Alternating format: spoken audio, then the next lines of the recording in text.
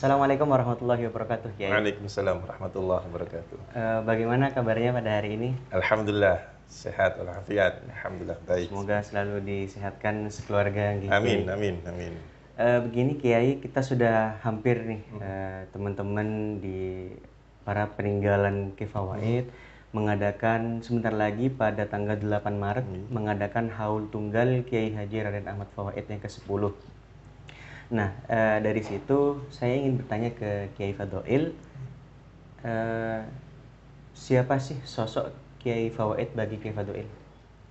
Baik. Bismillah, alhamdulillah, la haula wala quwata illa billah ba'du.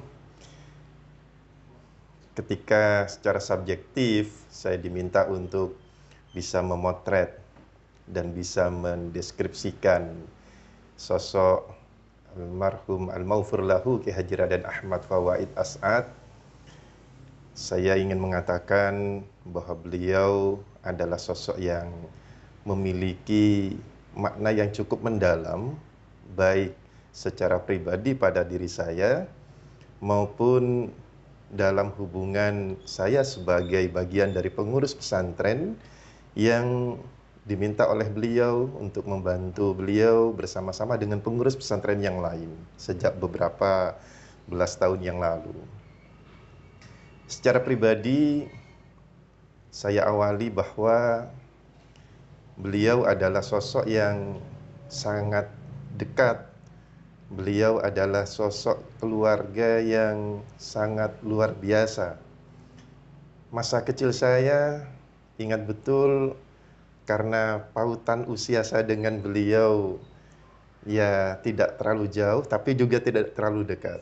Beliau lahir tahun 1968, sementara saya lahir tahun 1976. Nah, masa-masa kanak saya sering saya ikut bersama dengan beliau. Pas beliau pakai sepeda BMX saat itu, saya juga bermain dengan beliau. Bahkan ada yang unik ini. Ingat saya posisi kalau tidak salah untuk hari ini sekitar madrasah di sebelah barat Aula Putri. Nah, itu dulu ada gudang bangunan. Usia saya masih belasan tahun saat itu, menginjak 11 atau 12 tahun insya Allah. Beliau pakai sepeda motor trail, sepeda besar, yang dibonceng 2 orang. Pas di belakang beliau itu Ning Nadif, putrinya Nyai Makei As'ad, kemudian yang di belakang sendiri saya. Jadi bertiga beliau pakai motor trail di gudang bangunan di sebelah barat Aula Putri. Itu di Komplek Putri? Di Komplek Putri.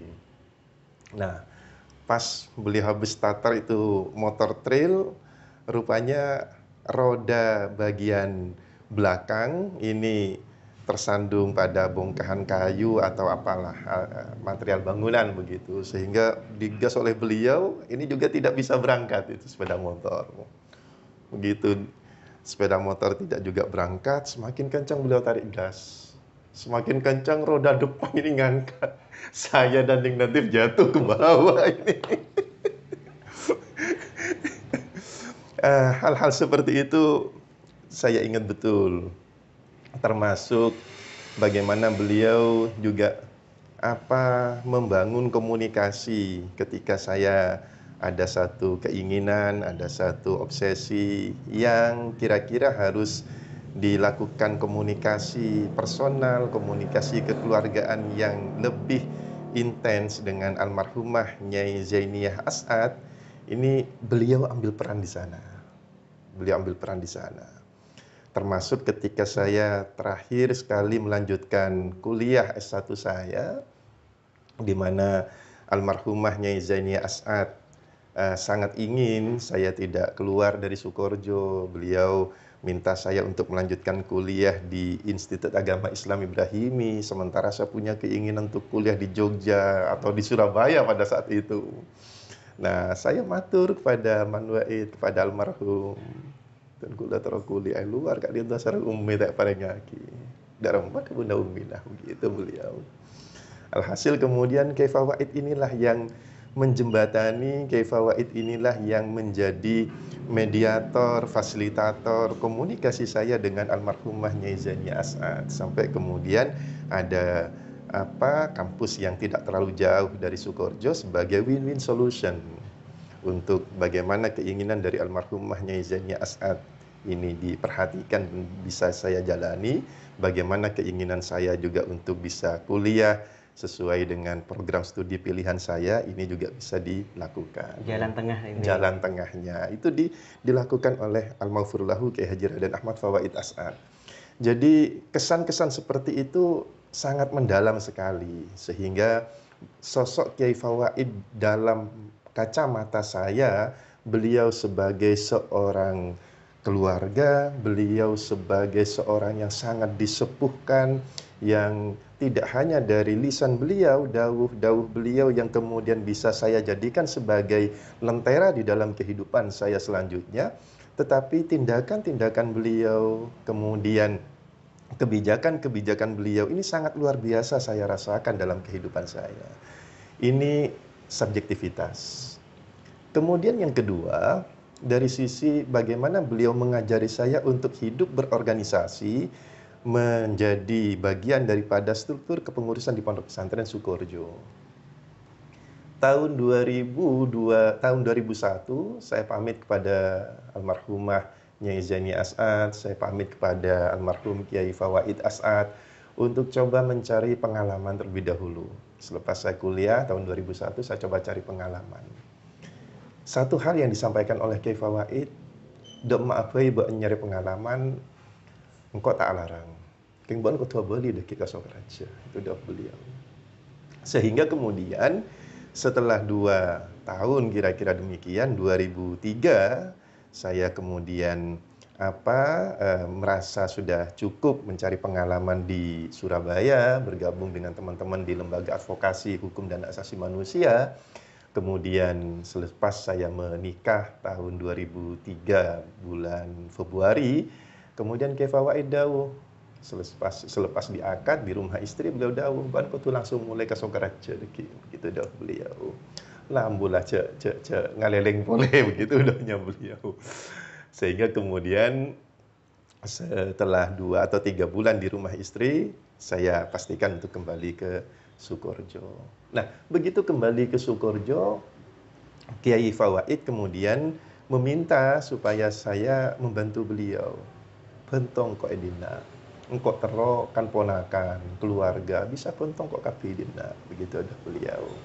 Sehingga kemudian saya mendapatkan jadwal untuk mengajar di Fakultas Syariah.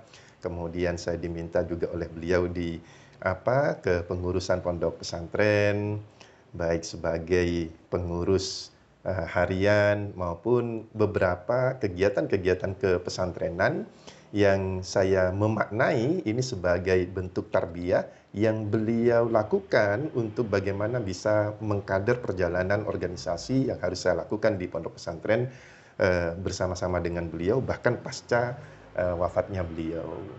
Saya memaknainya demikian. Jadi ketika ada pertanyaan bagaimana saya menilai Kiai Fawaid, beliau sosok yang sangat complicated di dalam kehidupan saya, baik secara pribadi maupun kaitannya dengan hikmat dan pengabdian saya kepada pondok pesantren. Kemudian Kiai ketika menjadi pengurus pesantren, bagaimana Kiai Fawaid itu, yang mana beliau kan tidak pernah mondok kemanapun, tidak pernah punya pengalaman keluar, semua ilmunya murni di pondok pesantren Salafiyah Safiyah Sukoharjo, murni didikan dari Kiai As'ad juga. Dari situ bagaimana pandangan Kiai ketika memimpin pondok pesantren di sana dalam manajemen, baik di bidang ekonomi, ubudiyah dan lain sebagainya? Baik, Masya Allah, satu hal yang sangat luar biasa juga apa yang digariskan oleh Al-Maghfurlahu Kiai Haji Raden As'ad Syamsul Arifin terhadap putra beliau yang memang sejak lama diharapkan kehadirannya.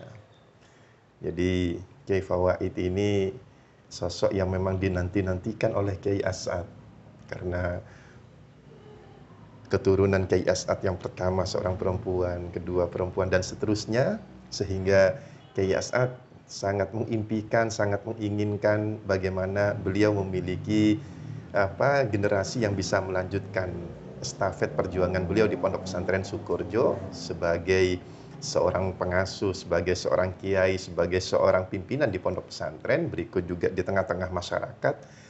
Karenanya beliau kemudian begitu Nyai Zubaidah melahirkan seorang putra, ini Kiai As'ad memiliki kegembiraan yang sangat luar biasa, mendapatkan anugerah yang sangat luar biasa, kesyukuran kepada Allah yang sangat luar biasa. Nah, salah satu dari itu semua kemudian Kiai As'ad tidak hanya menjaga secara fisik Kiai Fawaid, tidak hanya menjaga tumbuh kembang Kiai Fawaid secara fisikly, tetapi Kiai As'ad menjaga dan membentengi akidah Kiai Fawaid. Ini bisa dibuktikan dengan bagaimana kemudian ketika Kiai As'ad memberikan garis yang sangat tegas agar Kiai Fawaid tetap ada di Sukorejo, tidak kemana-mana. Dengan satu alasan, agar Kiai Fawaid tetap dalam satu akidah dengan Kiai As'ad, satu akidah dengan datuk beliau, satu akidah dengan guru-guru beliau semuanya di Pondok Pesantren Salafiyah Syafiyah Sukorejo.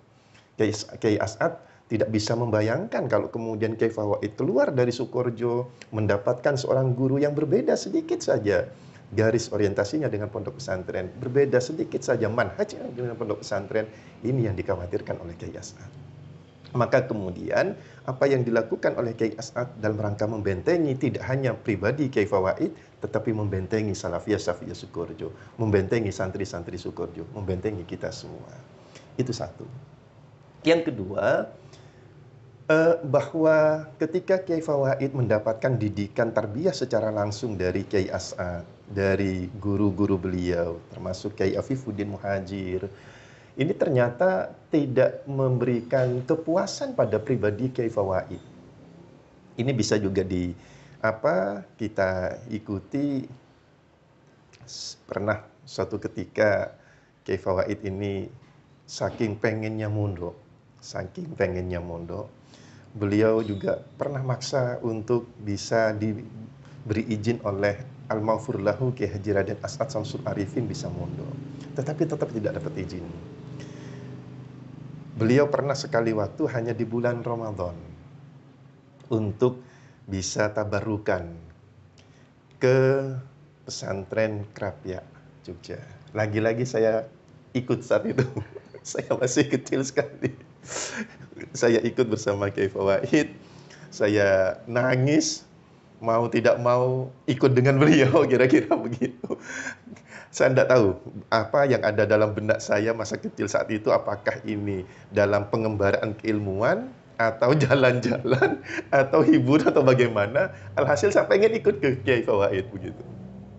Nah, begitu tiba di Krapyak di Jogja, tempat yang disediakan oleh pengasuh, oleh Kiai di sana, ini tempat yang memang istimewa bagi pendidikan Kiai Fawaid.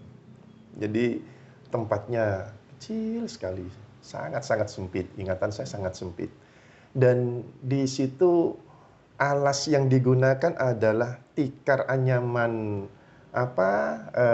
daun kelapa. Bukan, yang biasa jadi ini daun pandan yang sudah sangat lapuk, yang sudah sangat usang. Dan terasa panas. Kita tidur tidak betah tidur di kamar itu. Jadi saya tidurnya mesti di masjid. Setelah kita buka alas tikar ini, ternyata lantainya bukan lantai keramik, bukan lantai tegel, bukan lantai semen.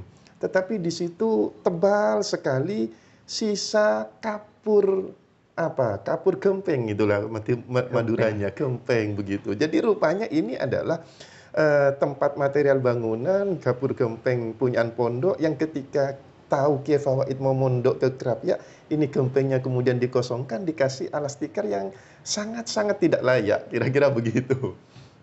Nah, tapi tidak lama, karena dapat kabar Kiai Dhofir Munawar wafat.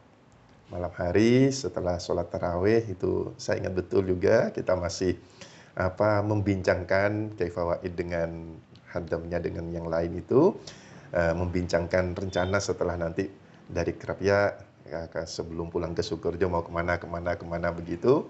Saya nangis, pokoknya Kotunoro begitu kata saya. Kemanapun Kiai Fawaid nanti selepas dari kerap ya engkau Kotunoro begitu. Itu Kiai Fawaid pada usia berapa? Usia berapa ya?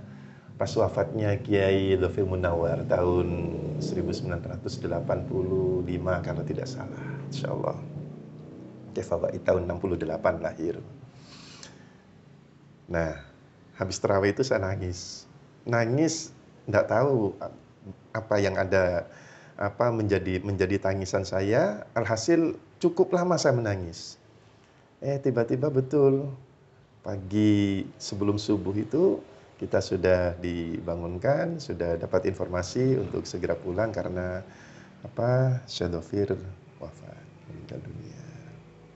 Nah, itu yang dilakukan oleh Kiai Fawaid. Kemudian yang kedua, bagaimana beliau tidak cukup puas dengan apa yang beliau dapatkan. Sebagai salah satu buktinya juga, selepas Kiai As'ad wafat, kemudian kepengasuhan dilanjutkan oleh Kiai Fawaid As'ad di tahun 90, Kiai Fawaid ini membangun dan menjalin silaturahim ke para masyayikh Jawa dan Madura. Dua hal yang dilakukan oleh beliau. Pertama, minta doa agar bagaimana bisa dikuatkan oleh Allah Subhanahu wa taala menerima dan melanjutkan amanah pondok pesantren yang sudah cukup besar ini. Yang kedua, Kiai Fawaid juga ngaji kepada para masyayikh dalam silaturahimnya itu. Beliau belajar, beliau minta burukan kepada para masyayikh Jawa Madura dan silaturahimnya itu. Sehingga saya yakin bahwa ini bagian juga bekal keilmuan yang didapat oleh Kiai Fawaid bagi seorang yang memiliki kecerdasan yang cukup tinggi seperti Kiai Fawaid. Tidak perlu lama, sehari, 2 hari, sejam, 2 jam berinteraksi ngaji kepada para masyayikh, insya Allah sudah cukup kuat membekas dalam memori keilmuan beliau sebagai bagian yang kemudian nanti beliau kembangkan di Pondok Pesantren Salafiyah Syafiyah Sukoharjo. Kemudian yang ketiga, saya juga melihat bahwa Kiai Fawaid memiliki keistiqomahan di dalam bagaimana terus menambah ilmu beliau. Ini bisa dibuktikan beliau di masa-masa awal itu juga selepas wafatnya Kiai As'ad, beliau kan tetap istiqomah ngaji. Ngaji kepada Kiai Fifuddin Muhajir, ngaji kepada para masyayikh yang lain. Yang itu istiqomah dilakukan oleh beliau. Seminggu beberapa kali begitu. Nah, jadi saya menurut saya bahwa tidak terlalu berpengaruh lah bagaimana perjalanan keilmuan Kiai Fawaid yang lebih banyak dihabiskan, 99% dihabiskan di Sukoharjo sendiri, tetapi ini mendapatkan ilmu secara langsung dari ayahandanya, mendapatkan ilmu yang secara langsung dari murid ayahandanya, mendapatkan ilmu tambahan dari para masyayikh ketika beliau membangun dan menjalin silaturahim. Saya kira itu. Begitu luar biasa ya sebenarnya. Alhamdulillah, sangat luar biasa, sangat luar biasa, Masya Allah. Kemudian Kiai Fawaid ini kan dikenal dengan sosok yang tegas, Kiai. Sebagai kembali lagi nih sebagai keluarga, pernah tidak ketegasan beliau kalau masa-masa kecil itu kan tadi kan menjelaskan cerita tentang masa kecil, pernah tidak Kiai Fawaid itu marah ke jenengan? Betul. Baik, terima kasih. Kalau secara pribadi saya belum pernah mendapatkan duka dari beliau. Tapi dalam kehidupan berorganisasi di pondok pesantren, teguran keras pernah beliau sampaikan, walaupun tidak secara spesifik pada diri saya, tetapi saya memahami, saya memaknai, dan saya mengambil ini sebagai satu pelajaran yang harus saya lakukan. Suatu ketika Kiai Fawaid dawuh di Aula Putra kepada ketua kamar, rapat rutin bulanan setiap Jumat awal bulan. Nah, salah satu yang beliau sampaikan kepada ketua kamar pada saat itu adalah bagaimana kehati-hatian dan keamanahan kita semua sebagai warga pesantren terhadap barang-barang milik pondok pesantren, terhadap kekayaan pondok pesantren, terhadap inventaris pondok pesantren. Sedemikian tukanya Kiai Fawaid sampai beliau dawuh, sampai saropia pesena pesantren masuk kangko. Itu dicontohkan oleh beliau. Cok sampai saropia pesena pesantren masuk angkok. Tapi muntang pese berumpa aboi, muntang harta berumpa aboi, masuk ke pesantren yang kui pesantren, silahkan. Begitu dah beliau. Nah, rupanya ini bukan tanpa alasan, bukan tanpa sebab. Itu hari Jumat, rapat ketua kamar. Keesokan harinya, hari Sabtu, rapat pengurus harian tingkat kepala bidang. Jadi pengurus harian bersama dengan kepala bidang. Nah, beliau rupanya di dalam tata kelola organisasi pondok pesantren yang memang sudah dibangun oleh beliau. Jadi beliau membangun sistem di pondok pesantren ini dengan melengkapi organ kepengurusan. Salah satu organ kepengurusan di pondok pesantren adalah BPK 2M yang bertugas secara khusus melakukan pengawasan, melakukan audit terhadap aset dan kekayaan pondok pesantren. Nah, rupanya dari hasil audit yang dilakukan oleh BPK 2M ini ada laporan yang maladministratif, kira-kira demikian. Bukan penyimpangan, bukan penyelewengan, tetapi dari sisi akuntabilitas, dari sisi akuntansi keuangan, ini tidak sesuai dengan standar. Jadi dari sisi administrasinya ini salah. Sehingga kemudian itu yang rupanya memicu Kiai Fawaid duka, marah, yang diekspresikan dan didawuhkan di hadapan ketua kamar di Aula Putra itu. Terungkapnya saat rapat pengurus harian tingkat kepala bidang. Nah, di ruang pengasuh itulah beliau lebih terbuka lagi dan lebih tegas lagi. Dawuh beliau kepada kami semuanya, kepada pengurus pesantren, mohon sampai laporan keuangan pesantren pada Naria. Bener tak sampai ngecok, bener tak sampai korupsi, tapi langgar hari-hari kan tak bisa dipertanggungjawabkan. Begitu beliau. Nah, ini kan ketegasan beliau yang sangat luar biasa. Amanah iya, hati-hati iya, tegas beliau. Tegas. Sehingga kemudian kita seketika merapatkan barisan. Jadi setelah rapat bersama dengan pengasuh, bersama Kiai Fawaid, pengurus harian BPK 2M merapatkan barisan. Kita coba melakukan apa yang harus ditindaklanjuti dari dawuh Kiai Fawaid itu. Kita lakukan supervisi, kita lakukan pendampingan, kita turun ke lembaga yang secara administratif tidak memenuhi standar akuntansi di dalam laporan pembukuan keuangannya. Bukan penyelewengan, bukan penyimpangan, bukan korupsi. Sebagaimana yang didapatkan oleh Kiai Fawaid. Yang tadi ketika menemukan catatan yang seperti itu, jangankan sampai korupsi, menemukan yang seperti ini saja dalam perspektif Kiai Fawaid ini salah begitu loh. Maka kemudian BPK 2M melakukan pendampingan, supervisi, asistensi terhadap lembaga untuk melakukan tata kelola keuangan, pembukuan yang sudah terstandar. Nah, hal-hal seperti itu yang kemudian menunjukkan ketegasan Kiai Fawaid. Kalau secara pribadi pada diri saya, beliau duka, beliau memarahi, saya belum pernah ingat dalam memori saya, belum pernah saya mendapatkan duka dari beliau.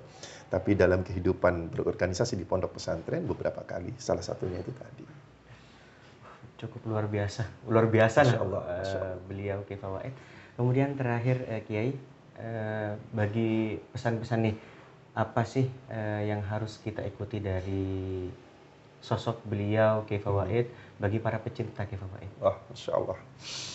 Betul, ada banyak perspektif yang bisa kita potret pada pribadi Kiai Fawaid. Bagaimana keistiqomahan beliau membaca Al-Quran, menghatamkan Al-Quran. Bagaimana keistiqomahan beliau dalam ibadah. Bagaimana keistiqomahan beliau ngopeni dan ngayomi pondok pesantren. Yang tadi sudah saya sampaikan banyak hal tentang beliau. Ini kan merupakan bentuk kecintaan beliau kepada pondok pesantren. Dan itu bukan satu-satunya. Dalam kesempatan yang lain, Kiai Fawaid juga sampaikan, mun lah urusan pesantren, urusan selain bingko etika. Kecuali pas etikanin, berulama, etikanin bon kiai, secara mendadak, bentoran di jadwal pesantren, purung kok mempertimbangkan, di masa lebih aslah. Tapi mun lah urusan pesantren, mun lah jadwal pesantren, selain itu tina bengko. Nah, ini sangat luar biasa. Artinya tanggung jawab beliau kepada pesantren apa yang ada dalam pikiran beliau, jiwa raga beliau, seluruhnya di Dharma Baktikan untuk pondok pesantren. Sampai terakhir tanggal 9 Maret 2012. Allah subhanallah. Jam 2 dini hari saya mendapatkan telepon dari beliau. Dan nak bang, kok kasur peje beliau. Di jam 2 dini hari saya berangkat ke kediaman beliau. Nah ternyata beliau sudah kondisinya songkan. Beliau dawuh, kok kasur peje. Rapat ketua kamar saya lakukan, tunda. Itu dawuh pertama. Dawuh kedua, usaha ki ambulan. Dan hubungi rumah sakit, usaha ki ambulan, engkau kasur peje. Kira-kira sampai di situ. Ada banyak sekali runutan dawuh-dawuh beliau, tapi poinnya bahwa beliau akan berangkat ke Surabaya, rapat ketua kamar, tunda. Begitu tiba di Surabaya, saat penanganan dokter dan seterusnya, di detik-detik akhir, ada 3 wasiat beliau yang beliau sampaikan. Saya ada di samping beliau. Dari 3 wasiat beliau, satu diantaranya, mator pesantren. Mator pesantren, mator pesantren. Itu yang diulang-ulang oleh beliau. Sesaat sebelum beliau wafat, setelah kumandang adzan Jumat. Nah, banyak hal, mulai dari keistiqomahan beliau dalam membaca Al-Quran, ketegasan beliau, kehidupan beliau dalam berorganisasi, sampai kemudian potret beliau di mana seluruh kehidupan beliau dicurahkan, diabdikan untuk pondok pesantren. Maka tinggal core kita di mana, positioning kita di mana. Maka kita akan memaknai sudut-sudut relung-relung kehidupan Kyai Fawaid dari perspektif pribadi posisi kita masing-masing. Ketika saya berkhidmat di pondok pesantren, saya mendapatkan amanah di pondok pesantren, tentu saya akan memotret Kyai Fawaid. Bagaimana totalitas beliau kepada pondok pesantren ini. Ini yang diajarkan oleh beliau kepada saya. Ketika saya sebagai seorang pribadi, saya memotret Kyai Fawaid, bagaimana kasih sayang beliau terhadap keluarga, kecintaan beliau kepada keluarga.